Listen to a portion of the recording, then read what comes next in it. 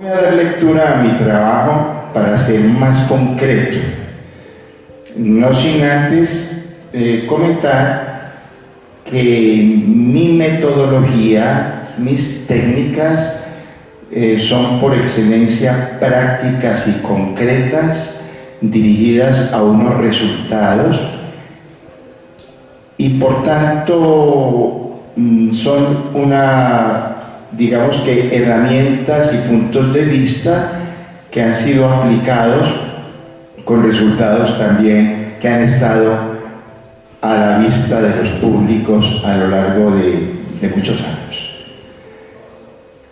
Sobre la investigación en términos globales, me refiero a investigación de campo de la danza folclórica.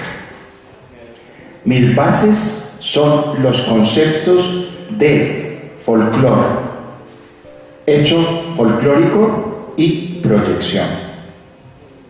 La investigación en materia de folclore es el acercamiento presencial al hecho folclórico representado en depositarios auténticos con objetivos de estudio y/o proyección.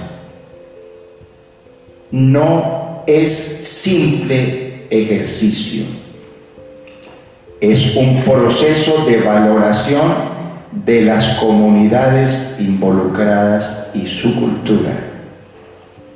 En el caso de Julián Bueno y las danzas del Ingurumá, la investigación encierra procesos de recuperación y difusión de aspectos de cultura tradicional en peligro de desaparición o que permanecen ocultos y desconocidos para los demás. Llevan una vida secreta dentro de una comunidad por la fuerza de la tradición. Este punto de vista ha hecho que yo considere el folclore propiamente como una cultura secreta. Vuelvo a insistir, hago referencia a mi experiencia en una región o a partir de una región concreta como es Caldas, con una historia, unas características muy especiales en Colombia y una cultura propia. Investigación folclórica significa al mismo tiempo lo siguiente, en mi concepto: A. Conocimiento directo de expresiones culturales. B. Recuperación inducida por el investigador en un proceso de búsqueda, tanto para la cultura en general como para la comunidad. C. Orientación a los depositarios en cuanto a la importancia de su propia tradición. D. Valoración de las distintas culturas y los hechos que las componen o que la componen. E. Difusión por parte de los artistas que se mueven en el campo de la proyección y por parte de sus depositarios para el fortalecimiento cultural de sus comunidades. Se darán cuenta ustedes que para mí la investigación está muy centrada en el concepto comunidad. La comunidad es el recipiente, es la depositaria, es el mecanismo como dijéramos, de la manera como se manifiesta una cultura. Partimos entonces de una comunidad y es esa comunidad la que tiene que ser la protagonista de esa investigación. No puede ser al contrario, no puede ser el investigador el protagonista, así haya unos objetivos muy justificados. La cualidad definitiva en el proceso de la investigación y la proyección del folclore es la ética. La investigación de la danza en la zona andina implica responsabilidad, compromiso, respeto. Entre mis reflexiones están, entre ellas, porque obviamente son muchas, pero aquí quiero ser muy concreto. Cualquier espectáculo que se alimente del folclore no puede existir sin la acción original de un investigador. Hago énfasis en original. Quiere decir que no es forzoso que haya un investigador allí inmediato que haya producido ese espectáculo, no. Pero si nos fuéramos a una investigación, a una averiguación de dónde salió ese espectáculo, nos podemos encontrar indudablemente con un investigador, así sea muchos años atrás, pero lo hay originalmente. Esta es una reflexión muy clave, muy especialmente para los estudiantes. No se investiga por curiosidad o por requisito de ninguna clase. Yo he sabido de instituciones donde ponen como una tarea a estudiantes: vaya e investigue, debe hacer una investigación, vaya e investigue sobre el bambuco, vaya e investigue, un requisito, y si no pierde la materia, no, absurdo. La investigación del folclore es vocación pura.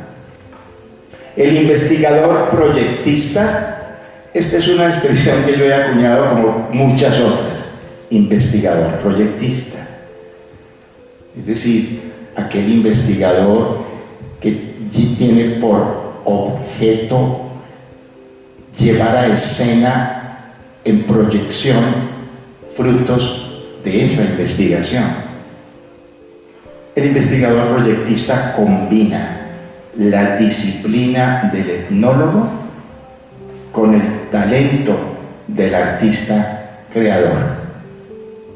Todo esto explica por qué la lista de los investigadores de la danza folclórica en Colombia es increíblemente reducida, en especial en la zona andina. Bueno, estas son las generalidades muy sintetizadas. Ahora hablo de los métodos, y me disculpan que hable en primera persona, pero podría también decir de mis métodos, puesto que muchos de ustedes podrán o no estar de acuerdo con esto, puesto que Colombia es tan variada, las características de cada región son tan diferentes, son tan propias, las circunstancias en que se ha movido la cultura en las diferentes regiones cambian, y por ende los métodos forzosamente podrán cambiar, o quizá podrán aplicarse estos también, ya que son fruto de una experiencia muy concreta, y por eso son pasos sintetizados, conclusiones alrededor de la manera como yo me he movido con mi grupo Danzas de Ninglumá Caldas. Para acceder al conocimiento de la danza como hecho folclórico, bueno, aquí tengo que volver a insistir la diferencia entre el hecho folclórico y sus proyecciones. El hecho folclórico obedece a una razón de ser propia, tradicional, en mi concepto siempre ritual. Es lo que mueve la cotidianidad o la creencia o la ceremonia en una comunidad. La proyección es aquello que cambia todos esos objetivos por el de mostrar, con objetivos de estudio, con objetivos de conocimiento, pero también con objetivos de espectáculo, puede ser, ¿por qué no? con objetivos de creación artística podría ser también. Pero precisamente la investigación se dirige al hecho folclórico, en este caso la danza. Hay 4 líneas de acción sucesivas.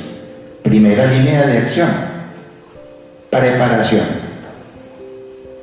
Etapa teórica y reflexiva del investigador respecto a su labor y de ubicación de la cultura o culturas por investigar.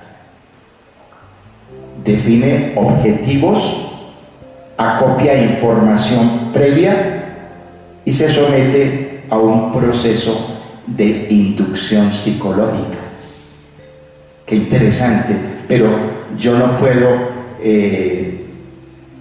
salir como un loco y meterme a una comunidad sin estar preparado psicológicamente. Voy a meterme en un mundo diferente a aquel en cual yo me muevo, y además voy a entrar en contacto con una comunidad que no conocería. Debo conocer previamente todo lo que esté a mi alcance. Segunda línea de acción: búsqueda. No es muy conveniente búsqueda primero y luego la inducción psicológica y luego la etapa teórica. No, la búsqueda debe venir cuando yo estoy preparado para ello. La indagación preliminar y primer contacto con informantes depositarios. La música es la base. Sin música no puede haber danza. Tengo que empezar por allí. Con características de tradición y autenticidad. Es posible que la sola búsqueda del componente musical demande una investigación previa por aparte, dada la dispersión en que a partir de la segunda mitad del siglo XX se encontraron las comunidades y empezó ese proceso de semi-desintegración de las culturas, esto muy especialmente en la zona andina, de modo que la danza siguió viviendo, pero de una manera dispersa, que solamente se integra en ocasiones muy especiales. Las grabaciones comerciales no constituyen base adecuada. Es decir, no puedo tomar una grabación de una orquesta en donde esté grabado, por decirlo así, un bambuco, e irme a ver cómo es que la gente baila esa grabación. Eso sería absolutamente absurdo. La música debe ser primero buscada y hallada para con esa base yo pretender encontrar la música. En cambio, sí son base adecuada grabaciones hechas en vivo a intérpretes tradicionales de la misma comunidad. Tercera línea de acción: sesiones prácticas. El investigador está frente al hecho folclórico, del momento mágico y definitivo, en el cual yo me juego todo. Inclusive me juego la relación con esa comunidad, con la cual si yo cometo alguna falla, automáticamente voy a tener las puertas cerradas para siempre. Así de sencillo. El sistema de reseña, porque es lo que yo voy a hacer, si voy a estar frente a la danza como hecho folclórico, debo estar preparado para reseñarla, cómo la aprendo, cómo la tengo en mi haber. Ese sistema de reseña no debe interferir con la realización de la danza, pues esta en su medio no es un espectáculo, sino una vivencia que accede a compartirse con el investigador. Si yo pretendo, por ejemplo, hacer una filmación y me llevo un equipo de camarógrafos y de luminotécnicos, lo primero que va a suceder es que voy a sembrar la duda y el espanto en un grupo campesino, indígena o el que sea. Concretamente, todo se va a echar a perder. Una reseña puede interferir con la danza misma. Cuarta línea de acción. Primer análisis. Fíjense que yo abro con una base teórica, con una preparación teórica, y cierro con otra teórica que ya se desprende de la vivencia. Es una consecuencia, es el análisis, y es de carácter formal.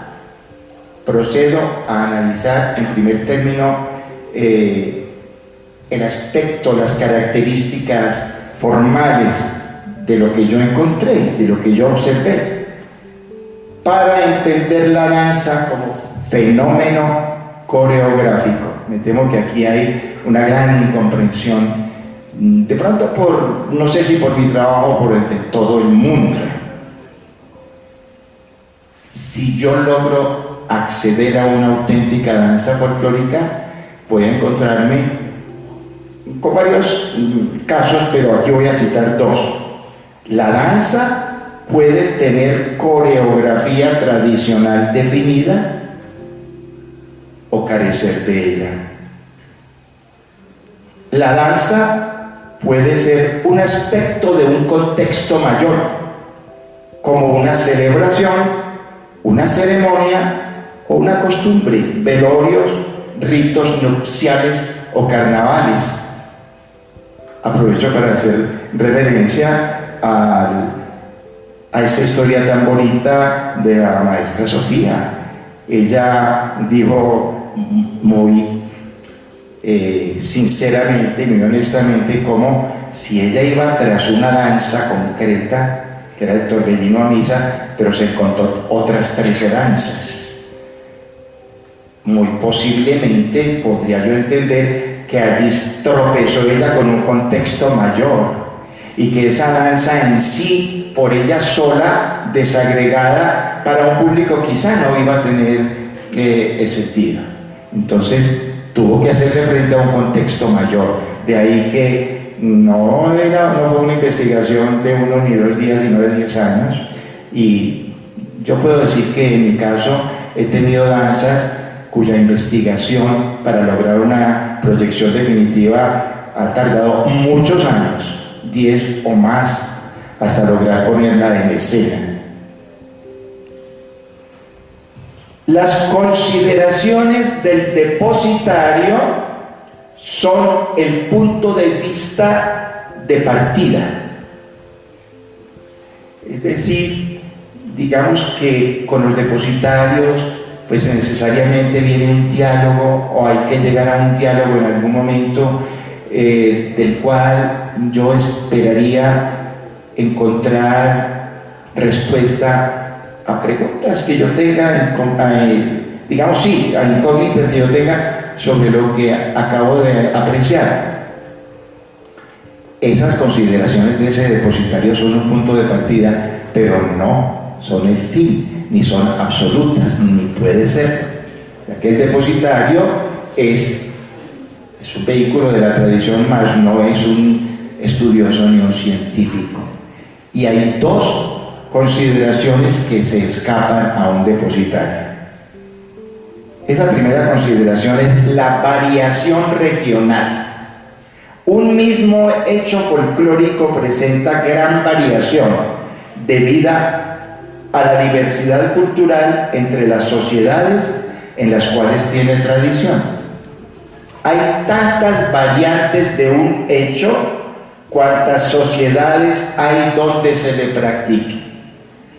Como ejemplos tomados al azar, la guabina de la subzona andina oriental es diferente de la que tiene tradición en la andina central.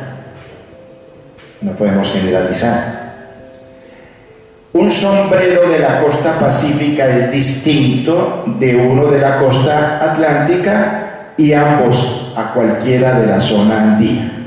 La variación de los aspectos formales de un hecho folclórico, por una parte, y por otra de su carácter, dan lugar a modalidades. Es decir, hay una variación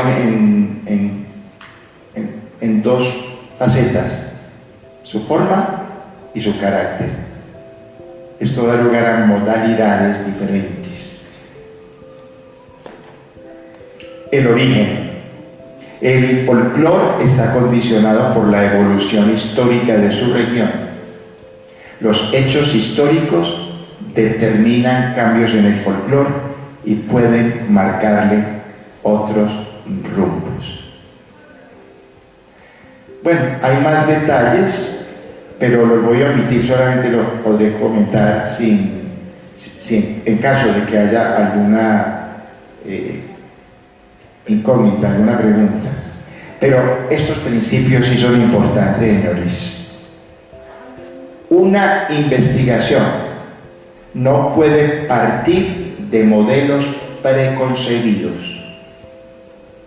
Es decir, yo no puedo forzar una investigación, debo encontrar tal cosa y tiene que ser de esa manera, ¿no? Ese sería un modelo preconcebido. Nunca sé lo que yo voy a encontrar. Se valora lo que se halla o descubre, no lo que se quiere encontrar. Bueno, instrumentos y validación, que es inquietudes que también presenta la inquietud de esta convención. Instrumentos, yo entiendo medios y evidencias. Entre los instrumentos hay que advertir que nada debe interferir con el proceso de la investigación. Ningún procedimiento o equipo de los cuales se valga el investigador. El investigador, de hecho, debe conocer el medio y las personas que aportan su conocimiento y de qué manera debe llevar a cabo sus observaciones. Esto es importantísimo, porque hay casos muy tristes en Colombia. No voy a mencionar en qué regiones, pero ha sucedido. Nunca un investigador interviene una cultura, ni ejerce presión alguna sobre ella y sus portadores. Llego a una comunidad, logro observar una danza. Vea, señora, ese delantal que usted está usando es muy feo, y como los voy a invitar a un espectáculo y a un festival, con esos vestidos tan feos ustedes no pueden ir. Quítese ese delantal tan feo y póngase este lleno de pequeños encajes y florecitas aplicadas, que así va a quedar muy bien. La pobre señora, que tenía una batea con arepas en la cabeza, llena de vergüenza, pues se coloca esa extraña prenda con la cual tiene que ir a presentarse, y eso ha sucedido. De modo que eso deja una herida irreparable en el seno y en el orgullo de una comunidad. ¡Qué tristeza! Y han pasado a la historia estos personajes como grandes del trabajo cultural. Eso es un pecado que no puede cometer nunca un investigador. En cuanto a la validación, es muy sencillo. La validez de un trabajo de investigación y proyección la expresan los informantes y la comunidad. Con Danzas de Ninglumá yo he hecho siempre lo posible por una retroalimentación y por poner a la consideración de los informantes y de una comunidad mi trabajo. Son ellos quienes deben opinar, y ellos son los primeros que tienen la voz para que digan y expresen: sí, eso es lo nuestro. Qué bien. También me han dicho cosas como esta, digamos, informantes muy agudos. Caramba, pues yo veo que usted ha hecho como algunas, digamos, no unos cambios, sino como que usted ha querido como adornar un poquito eso de nosotros, pero se ve tan bien, se ve realmente bonito. Me siento orgulloso de saber que nosotros tenemos algo bonito, pero ahí está lo de nosotros. Eso en cuanto a un informante, y la comunidad misma debe dar su apreciación. Brevemente les voy a contar una anécdota. En una comunidad indígena en Río Sucio, la de la montaña, yo quise estrenar un gran montaje que hice sobre las costumbres nupciales de esa comunidad. El proceso del matrimonio, desde las pretensiones, la serie de fiestas y celebraciones, pero resulta que digamos que la representación cierra con después, digamos que con una conclusión que podría ser inesperada, porque concretamente hay una secuencia de diferentes fiestas a lo largo de una serie de días, de modo que al final, cuando ya se está concluyendo, el estado de alicoramiento de muchas de las personas allí ya es alto. Se produce entonces una pelea a machete, para la cual tuve que hacer también una investigación paralela sobre la esgrima tradicional a machete. Dos de los personajes se trenzan en una pelea, intervienen mujeres, obviamente todo planificado, y se arma una escena totalmente imprevista.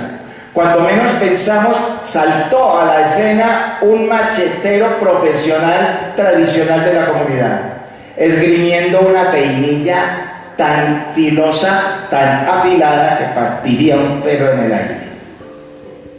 El tipo, con su rostro cruzado de cicatrices y de una agilidad como un gato, digámoslo así. ¡Alto ahí! Que esto no lo voy a permitir yo, porque están dañando esto tan bonito que está pasando aquí. La pelea estaba previsto que se desbaratara automáticamente. En ese momento se desbarataba la pelea, y el señor quedaba totalmente desconcertado y dijo: menos mal, porque si no, usted me lo hubiera pagado en este momento, porque usted está dañando esto aquí. Bueno, él nunca pudo entender que realmente era una representación. Fue el mejor visto bueno que yo pude tener, porque para ellos era tan real y tan ajustado a su tradición, que efectivamente lo vivió, y la comunidad lo vivió desde adentro. Muchísimas gracias.